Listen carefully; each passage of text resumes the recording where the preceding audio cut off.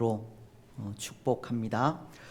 늘 건강하시고 살아가는 삶의 순간들이 그의 백성들을 사랑하시되 끝까지 사랑하시는 하나님의 사랑 안에 거하는 복된 나날들이 되시기를 바랍니다. 물론 자녀된 분들에게도 하나님의 쉼 없는 그런 은혜가 늘 충만하시기를 바랍니다. 힘주시고 도우시며 은혜 베푸시는 하나님의 손길이 늘 자녀된 분들 위에도 함께 하시기를 축복합니다. 오늘 우리는 어버이 주일을 맞이하여 우리가 읽은 말씀을 통해 이 복의 가문이라는 제목으로 말씀을 생각하려고 합니다. 오늘 말씀은 이 두 가문을 비교하여 복의 가문이 어떤 가문인지를 보여주고 있기 때문인데요. 아마 말씀을 읽으시면서 느끼셨겠지만 오늘 말씀은 한 가문에 대해서는 몰락해 가는 모습을, 또 한 가문에 대해서는 흥왕해 가는 모습을 보여주고 있기 때문에 이 흥왕해 가는 모습을 통해서 오늘 우리 역시도 이 복의 가문이 되고자 한다는 것입니다. 먼저 몰락해 가는 가문은 이 엘리의 가정을 말합니다. 여기 엘리의 가정은 제사장의 가문인데요, 사무엘상 1장 3절은 이렇게 말씀하십니다. 이 사람이 매년 자기 성읍에서 나와서 실로에 올라가서 만군의 여호와께 예배하며 제사를 드렸는데 엘리의 두 아들 홈니와 비느하스가 여호와의 제사장으로 거기에 있었더라. 엘리의 가정은 아버지인 엘리와 그의 두 아들 홈니와 비느하스가 함께 제사장의 직무를 수행하던 제사장 가문이라는 겁니다. 그런데 이 제사장의 가문이라는 것은 이 평범한 가문을 말하는 것이 아니지 않습니까? 이 제사장의 가문은 이스라엘이 출애굽한 이후 모세의 형인 이 아론의 가문이 이어온 직분으로서 하나님과 사람 사이에 이 중보의 역할을 담당하는 이 성직이기 때문입니다. 특히 엘리 제사장은 이 아론의 후손인 이다말 가게의 사람으로서 이다말 가문으로서는 최초로 대제사장 직에 오른 참으로 대단한 사람이었습니다. 뿐만 아니라 이 엘리 제사장은 당시 사사의 역할도 겸임하고 있었는데요, 사무엘상 4장 18절은 이렇게 말씀하고 있기 때문입니다. 하나님의 궤를 말할 때에 엘리가 자기 의자에서 뒤로 넘어져 문 곁에서 목이 부러져 죽었으니 나이가 많고 비대한 까닭이라. 그가 이스라엘의 사사가 된 지 40년이었더라. 엘리는 제사장으로서 이스라엘의 지도자 격인 이 사사의 역할도 겸임하고 있었다는 겁니다. 그래서 제사장의 가문으로서 또 이스라엘의 지도자인 사사로서 이 엘리의 가정을 생각할 때 이 가정은 그저 평범한 가정이 아니라 하나님이 함께 하시는 믿음의 명문가이었고, 또한 이스라엘 백성들로부터 존경과 신임을 한 몸에 받는 가정이 아닐까 생각된다는 겁니다.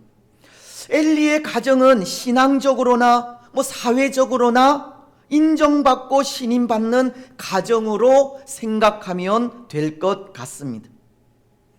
하지만 이 엘리의 가정은 그런 우리의 생각과는 달리 하나님에 의해 인정받고 이 복받는 가정이 아니라 몰락해 가고 있던 가정이었습니다. 여러분, 왜 그렇겠습니까? 왜 하나님의 인정을 받고 복을 받을 것 같은 엘리의 가정이 인정과 복이 아니라 몰락의 길을 걸어가고 있겠습니까? 그 이유는 단 하나입니다. 비록 엘리의 가정이 제사장의 가문이기는 하나 이 가정에 대해 성경은 여호와 하나님을 두려워하지 않는 가정이라고 하기 때문입니다. 12절은 이렇게 말씀하십니다. 엘리의 아들들은 행실이 나빠 여호와를 알지 못하더라. 엘리의 두 아들 홈니와 비느하스에 대해 이들은 제사장이면서도 행실이 나쁘다라고 하시고 여호와를 알지 못하더라라고 하십니다. 여기 행실이 나쁘다라는 말은 이 벨리알과도 같은 행실을 가졌다라는 의미로 이 벨리알은 타락한 자를 의미하는 것으로 타락한 자로서 하나님을 두려워하지 않는 자를 말하는 것이듯 이 엘리의 두 아들들 역시도 벨리알과도 같이 타락한 행실을 가졌다라고 하는 겁니다. 비록 엘리의 두 아들은 제사장의 직분을 가지고 있었지만 하나님을 모르는 자들처럼 하나님을 두려워하지 않았고 자기 마음대로 행하여 산 이 타락한 자들이었다는 겁니다. 그래서 하나님을 두려워하지 않고 자기 마음대로 행하면서 사는 그 타락한 모습에 대해서 오늘 13절로 16절은 이렇게 설명하고 있는 겁니다. 백성들이 하나님께 드리려고 가져온 제물의 고기를 그 삶고 있는 가마솥에서 갈고리로 건져내어서 가져가기도 하고 또 제물의 기름을 태우기도 전 그 생고기를 취하여 가져가기도 했다는 겁니다. 이들은 하나님께 드릴 제물을 자신들을 위해서 도적질해 간 것입니다. 그리고 22절을 통해서는 이렇게도 말씀하십니다. 엘리가 매우 늙었더니 그의 아들들이 온 이스라엘에게 행한 모든 일과 회막 문에서 수종드는 여인들과 동침하였음을 듣고 이들은 회막 문에서 수종드는 여인들과 이 동침하기까지 온갖 악행을 저지르게 된 것입니다. 그래서 17절은 이들에 대해 이런 평가를 하고 있습니다. 이 소년들의 죄가 여호와 앞에 심히 크면 그들이 여호와의 제사를 멸시함이었더라. 이들이 행한 여러 가지 악행과 함께 여호와의 제사를 멸시한 그 죄가 여호와 앞에 심히 큰 죄악이었다는 것을 지적하고 있는 겁니다. 다시 말씀드리면 엘리의 두 아들은 마치 자신들이 하나님인 양 하나님 앞에 두려움 없는 삶을 살아가고 있었고 그 결과 여호와의 제사를 멸시하기까지 하나님과도 같이 되려 한 이 타락한 삶을 살고 있었던 것입니다. 여러분, 사실 타락한 본성이라는 것이 이런 것입니다. 타락이라고 하는 것이 하나님과도 같이 되려고 하는 것을 말하는 것인데요, 창세기서를 보면 타락한 사탄이 아담과 하와를 타락시킬 때 이런 말을 합니다. 창세기 3장 5절을 통해서입니다. 너희가 그것을 먹는 날에는 너희 눈이 밝아져 하나님과 같이 되어 선악을 알 줄 하나님이 아심이니라. 타락한 사탄은 아담과 하와를 타락시킬 때 너희가 선악과를 먹는 날에 하나님과도 같이 될 수 있다고 하는 말로 유혹하게 된 것입니다. 실은 사탄도 그래서 타락한 존재가 된 것이지 않습니까? 하나님과도 같이 되려 하다가 타락하게 되었다는 겁니다. 처음엔 천사이던 사탄이 교만해져서 하나님과 같이 되려 하다 하늘에서 쫓겨나게 되었고 하나님을 대적하기까지 타락한 존재가 된 것입니다. 때로 오늘 우리도 신앙의 삶을 살아가면서 경계해야 하는 일이 바로 이런 일이 아닌가 생각합니다. 우리 자신이 하나님이 되려고 하는 일입니다. 하나님의 뜻은 상관없이 나의 생각과 주장대로 일을 하려고 하는 모습입니다. 뭔가 나의 존재를 드러내려 하고 높아지려 하며 섬김을 받으려 하는 모습입니다. 그것이 하나님과 같이 되려는 모습입니다. 하지만 여러분, 오늘 우리는 하나님과도 같이 되려 하는 것이 아니라 예수님처럼 되어야 합니다. 여기 예수님처럼 되어야 한다는 것은 예수님께서 찬양과 경배의 대상이신 것처럼 우리도 사람들의 찬양과 경배를 받아야 한다는 뜻이 아니라 예수님처럼 살아야 한다는 것을 뜻하는 것입니다. 하나님이신 예수님께서 하늘 보좌를 버리시고 낮고 천한 이 땅에 오셔서 인간이 되신 것처럼, 또 우리의 죄를 위하여 십자가를 지시고 고난의 길을 걸어가셨던 것처럼 자신을 비우고 낮아져서 종과도 같은 삶을 살아가는 것이 예수님처럼 살아가는 일입니다. 그렇습니다. 사랑하는 여러분, 오늘 우리는 예수님처럼 살아가시기 바랍니다. 하나님과도 같이 되려 하지 마시고 높아지려고도 하지 마시고 섬김을 받으려 하지도 마시기 바랍니다. 예수님께서 사람의 몸을 입고 이 땅에 오셔서 고난과 핍박을 당하시기까지 낮아지신 것처럼 종된 삶을 살아가는 우리들이 되시기를 바랍니다.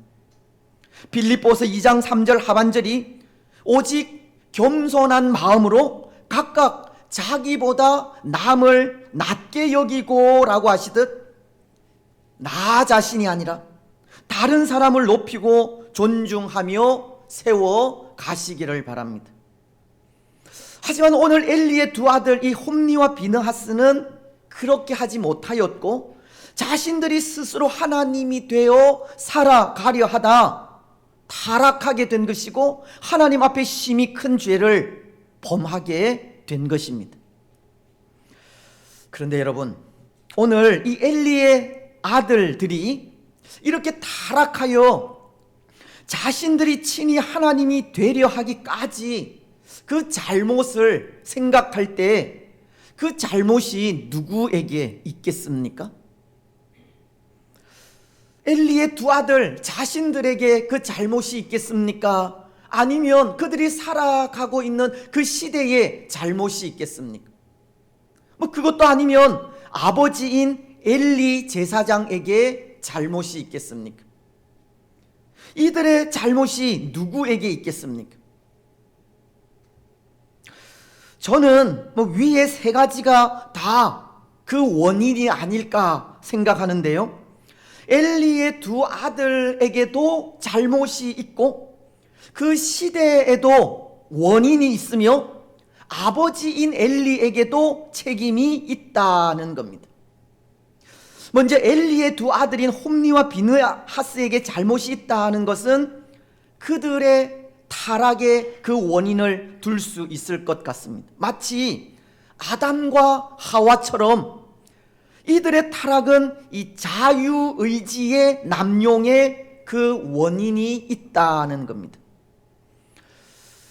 여러분, 태초에 하나님은 우리 사람에게 이 선과 악을 분별하고 옳은 것과 거짓된 것을 분별하여 하나님을 기쁘시게 할 수 있는 이 자유의지라는 것을 주셨습니다.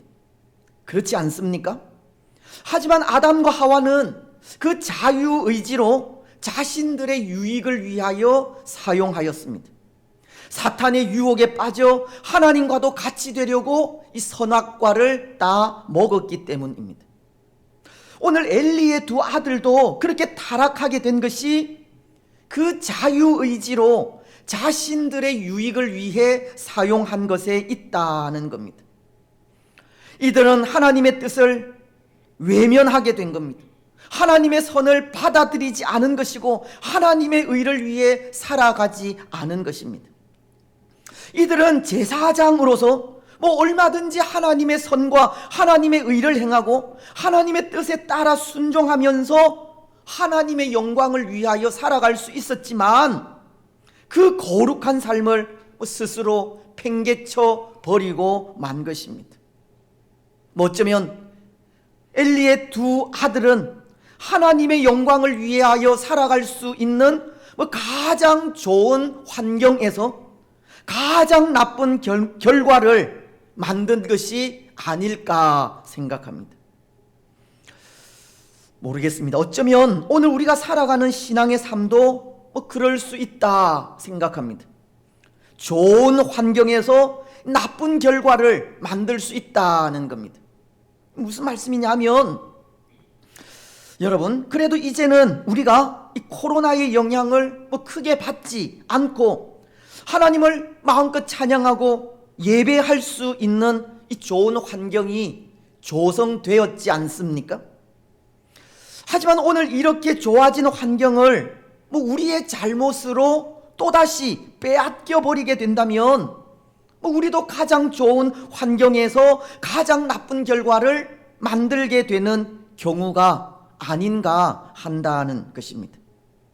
오늘 우리에게 주어진 신앙의 자유와 좋은 예배의 환경을 선용하지 못하고 엘리의 두 아들처럼 우리 자신을 위하여 남용하게 된다면 우리는 또다시 어려움에 빠지는 고통을 당할 수 있다는 것입니다. 여러분, 오늘 우리는 이런 일을 기억하시기 바랍니다. 우리에게 주어진 신앙의 좋은 환경을 우리 자신을 위해서 남용하지 마시기 바랍니다. 엘리의 두 아들들처럼 이 타락한 본성대로 살아가지 마시기 바랍니다. 이 좋은 신앙의 환경을 우리 후손들에게 물려줄 수 있도록 하나님의 선과 의를 위하여 살아가는 우리가 되시기를 바랍니다. 이제 두 번째, 엘리의 아들들이 타락하여 자신들이 스스로 하나님이 되려 하기까지 그 잘못을 따질 때 그 시대에도 원인이 있는 것이, 그 시대는 사람이 각기 자기 소견에 옳은 대로 행하던 시대이기 때문입니다. 지금 엘리가 살던 이 시대, 사사시대이듯 사사시대는 그 시대의 특징이 있었습니다. 여러분, 어떤 특징입니까? 사사시대만이 가지고 있던 그 특징, 우리가 사사기서를 공부하면서 자주 생각한 그런 말씀인데요, 그때에 이스라엘에 왕이 없으므로 사람이 각기 자기의 소견에 옳은 대로 행하였더라. 사람들이 각기 자기 소견에 옳은 대로 행하던 시대가 엘리 제사장이 살던 사사시대였습니다. 사람들이 스스로 왕이 된 시대가 엘리가 살던 시대라는 겁니다. 오늘 엘리의 아들들도 마찬가지입니다. 이들 역시도 자기 소견에 옳은 대로 행함으로 자신들이 스스로 하나님이 된 것입니다. 여러분, 이것은 오늘 이 시대도 별반 다를 바가 없다 생각합니다. 오늘 이 시대도 자기 소견에 옳은 대로 살아가는 시대이기 때문입니다. 오늘 이 시대에도 사람들은 이미 스스로가 왕이 되어 있는 시대입니다. 오늘 이 시대는 하나님의 말씀이나 영적 지도자들의 권면이 필요 없는 시대가 되었다는 것입니다. 그래도 이전에는 하나님의 말씀이나 영적 지도자들의 말에 권위가 있었고, 영적 지도자들이 말씀 안에서 옳고 그름을 분별하여 전할 때 이 말씀 아래 하나가 되고 순종하는 모습이 있었습니다. 하지만 오늘날은 그런 모습이 많이 사라진 겁니다. 근데 그 이유가 사람들이 각기 자기가 왕이 되었기 때문이라는 겁니다. 자기 생각에 옳은 대로 행하기 때문이라는 겁니다.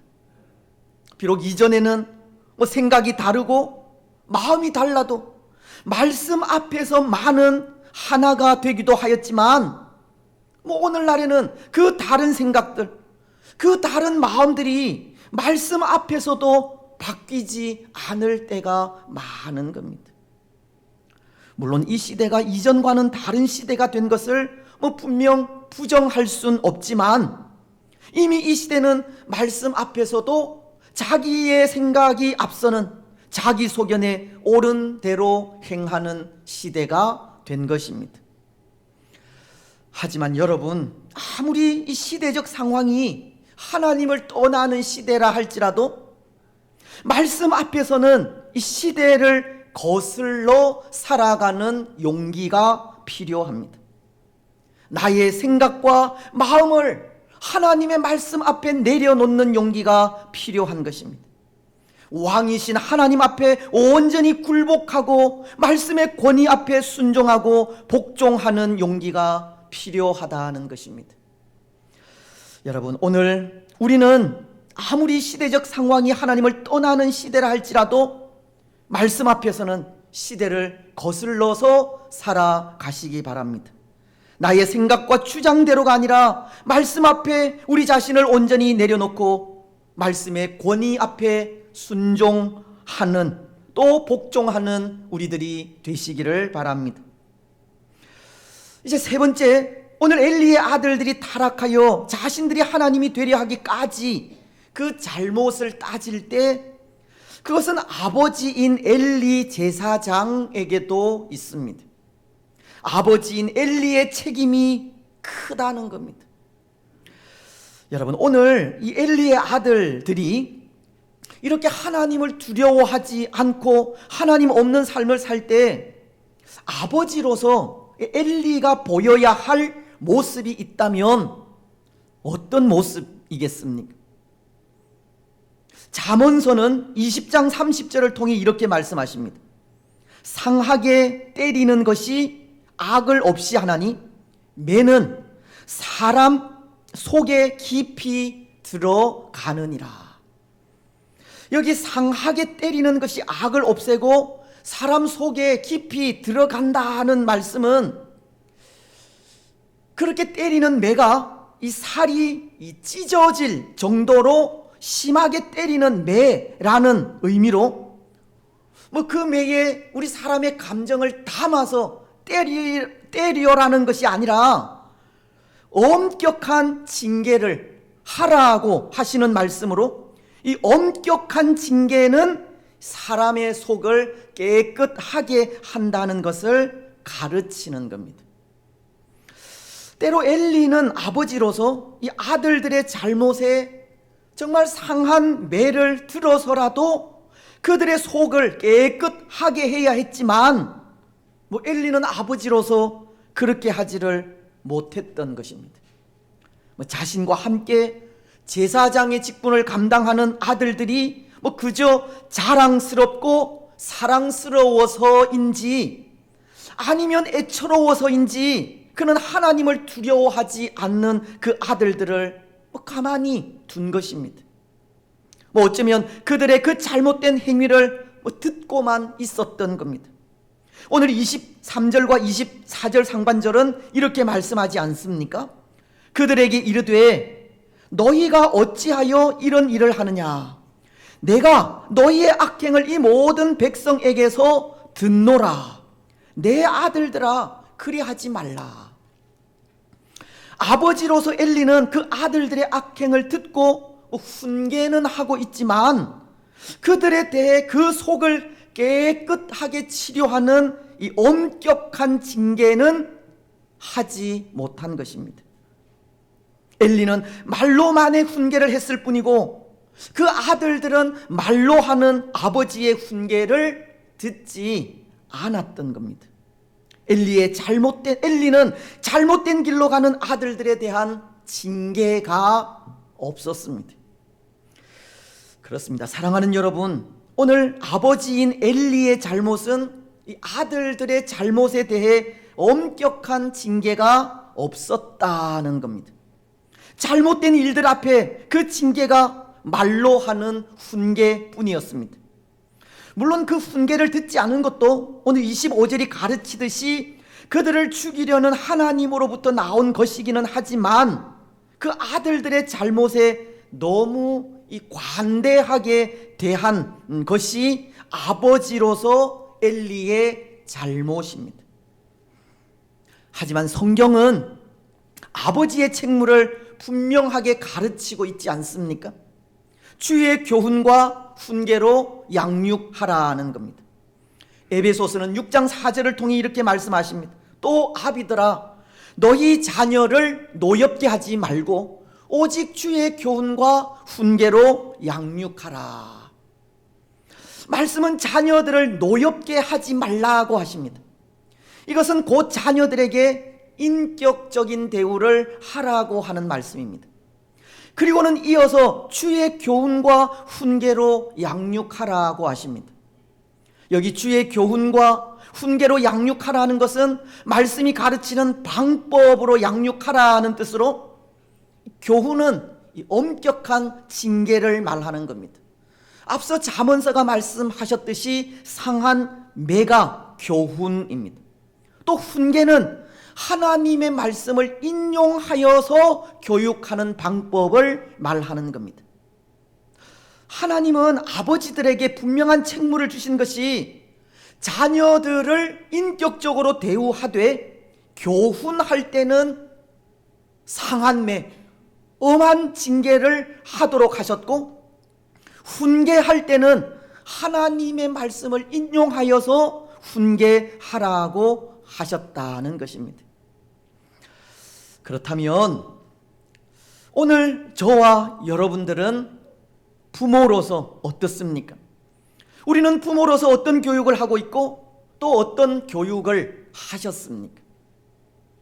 오늘 우리 자녀들이 우리의 교육을 통해 어떻게 자라가고 있고 또 어떻게 성숙해 가고 있습니까?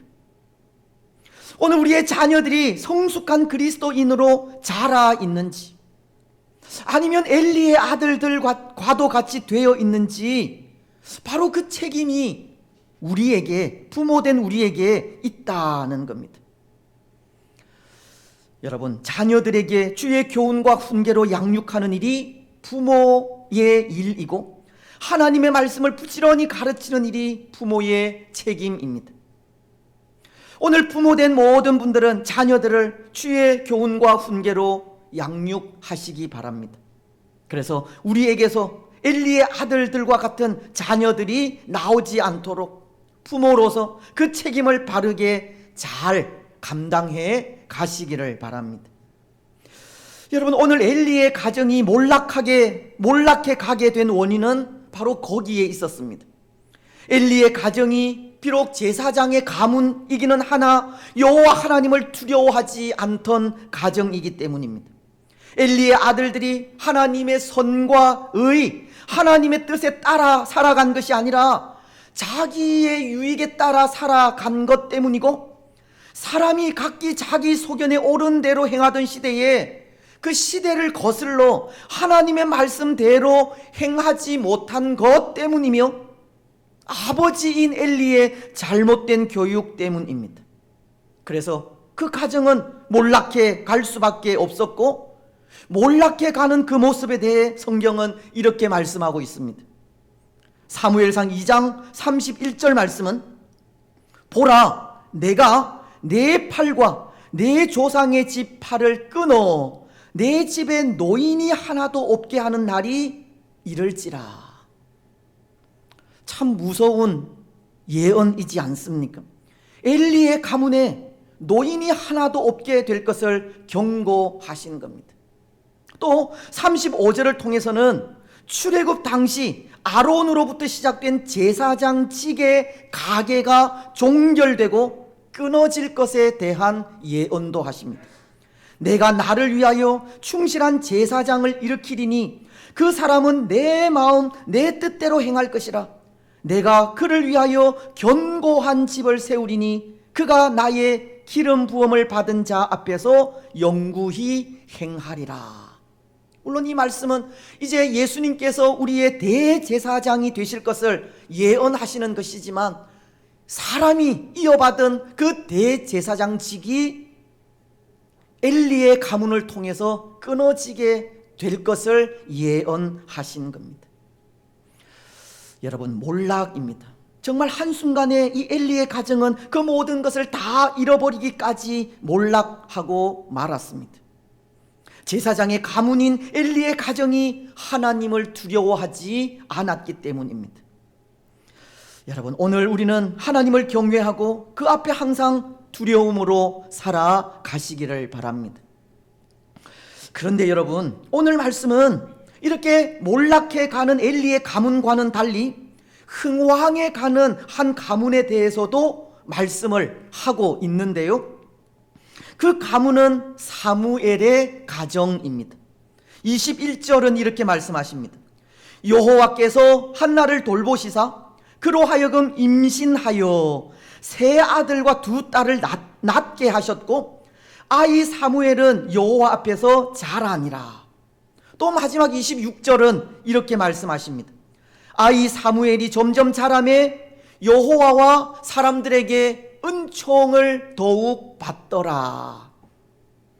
오늘 사무엘의 가정이 엘리의 가정과는 달리 흥황해 가게 되었다는 것은 임신하지 못하던 한나가 여호와께서 돌보심으로 인하여 자녀들을 낳았다는 말씀 때문이고, 또 사무엘은 여호와와 사람들에게 은총을 받았다고 하시기 때문입니다. 사무엘의 가정은 아이가 없어서 이 멸문될 위기를 맞이하였지만 하나님은 사무엘 외에 세 아들과 두 딸을 주신 것이고, 또 사무엘은 자라가면서 여호와와 사람에게 은총을 받기까지 흥왕해 가게 된 것입니다.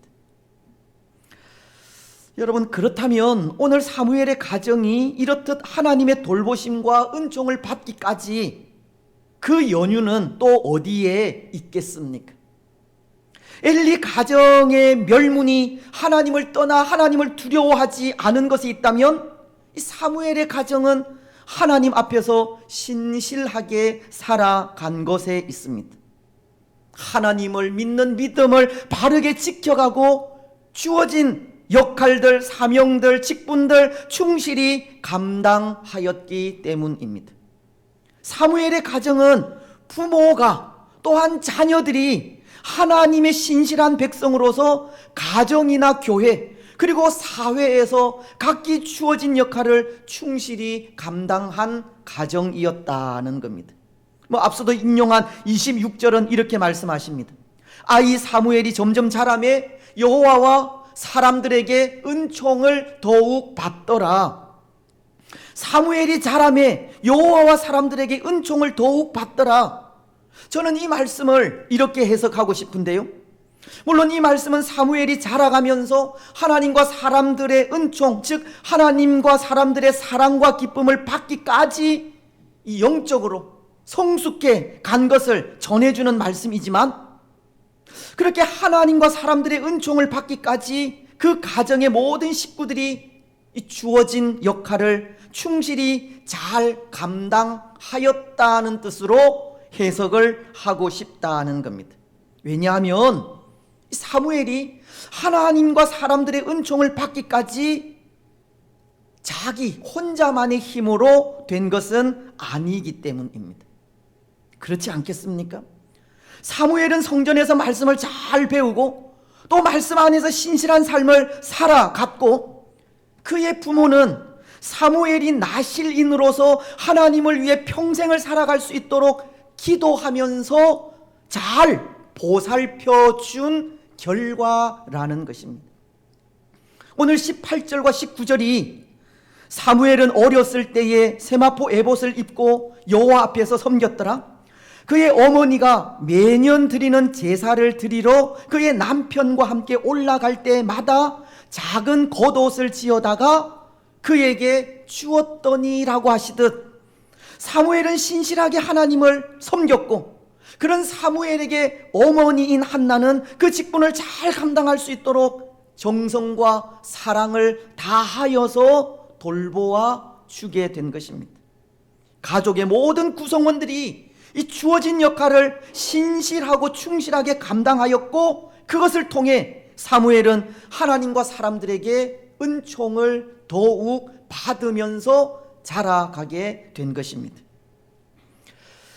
그런 것 같습니다. 사랑하는 여러분, 오늘 우리는 복의 가정에 대한 말씀을 생각하고 있는데요, 하나님께서 인정하시고 알아주시는 복된 가정이 어떤 가정일까를 생각할 때, 그 가정은 모든 가족의 구성원들이 믿음 안에서 각기 주어진 역할을 충실히 감당해 가는 가정이 아닐까 생각합니다.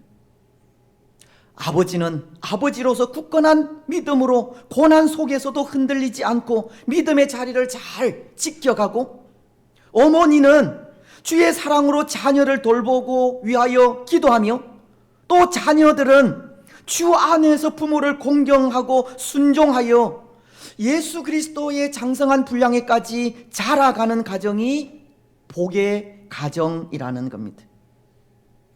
하나님 아버지께서 복 주시는 가정은 모든 식구들이 믿음 안에서 각기 주어진 역할을 충실히 감당해 가는 가정이라는 겁니다. 한 분 하나님을 신실하게 믿고 그리스도 예수의 사람으로 서로를 사랑하며 이웃에게 보온이 되는 가정을 하나님은 기뻐하시고 복 주시는 겁니다. 여러분, 그런 의미에서 오늘 어버이 주일에 아버지이신 하나님의 그 마음을 빌어서 우리 자녀들을 향하신 부모님들의 마음을 생각할 때도 그런 마음이 아닐까 생각합니다. 우리 부모님들의 마음이 모든 식구들이 한 분 하나님을 신실하게 믿고 하나님의 사랑으로 서로를 사랑하면서 주어진 직장과 삶의 현장에서 하나님의 영광을 위해 살아가는 그것이 아닐까 한다는 것입니다. 믿음의 부모로서 가진 마음이 그런 마음일 것이라는 겁니다. 모든 식구들이 하나님을 믿는 믿음 안에서 서로 사랑하고 신실하게 세상의 빛과 소금의 역할을 감당해 가는 것을 원하고 있으리라 생각합니다. 저도 그런 것 같습니다. 때로 저는 부모로서 부족한 것이 너무 많고 믿음의 본을 보이지 못한 모습도 많지만, 그래도 제가 소원하는 것이 있다면 그것입니다. 저의 가정이 천국에 대한 소망을 가지고 서로 사랑하면서 기쁨으로 하나님을 섬기는 그런 가정이 되기를 원합니다. 주어진 삶의 처소에서 하나님의 영광을 위해 최선을 다하여 살아가는 것을 원하고 있습니다. 사랑하는 여러분, 특히 자녀된 여러분, 오늘 자녀들을 향한 부모님들의 마음이 이렇다는 것을 알아주셨으면 좋겠습니다. 하나님을 신실하게 믿고 주의 사람으로 서로를 사랑하면서 주어진 삶의 현장에서 하나님의 영광을 위해 사는 일이 부모의 마음임을 아시기를 바랍니다. 에베소서는 6장 1절을 통해 이렇게 말씀하십니다. 자녀들아, 주 안에서 너희 부모에게 순종하라. 이것이 옳으니라. 오늘 우리는 부모님의 그 마음을 알아 주 안에서 항상 그 뜻에 순종하시기를 바랍니다. 그것이 오늘 사무엘의 가정이 멸문의 위기 속에서도 흥왕에 갈 수 있었던 하나의 이유이고, 또 그런 가정을 하나님은 인정하시고 기뻐하시며 복의 복으로 함께 하시기 때문입니다. 이제 말씀을 맺겠습니다. 사랑하는 여러분, 오늘 어버이 주일에 우리는 복의 가정에 대한 말씀을 나누었습니다. 하나님께서 인정하시고 기뻐하시며 복 주시는 가정은 모든 식구들이 한 분 하나님을 신실하게 믿고 하나님의 사랑으로 서로를 사랑하면서 주어진 직장과 삶의 현장에서 하나님의 영광을 위하여 살아가는 가정이었습니다. 신실하게 하나님만을 섬기며 나아가는 가정입니다. 오늘 우리 모두의 가정이 이런 가정들이 되시기를 중심으로 바랍니다. 물론 우리 식구들 중에는 예수님을 모르는 분들도 없잖아 있지만, 사무엘의 어머니 한나가 믿음의 기도로 멸문의 위기로부터 그 가문을 구하였듯 가족의 구원을 위한 우리의 끊임없는 기도가 또 그렇게 역사하실 줄 믿고 믿음의 가정으로 신실하게 하나님만을 섬기며 나아가시기 바랍니다. 하나님을 경외하면서 그 앞에 두렵고 떨림으로 살아가시기 바랍니다. 그래서 그 삶을 통해서 하나님께서 인정하시고 기뻐하시며 복 주시는 복의 가정들이 다 되시기를 주님의 이름으로 축복합니다.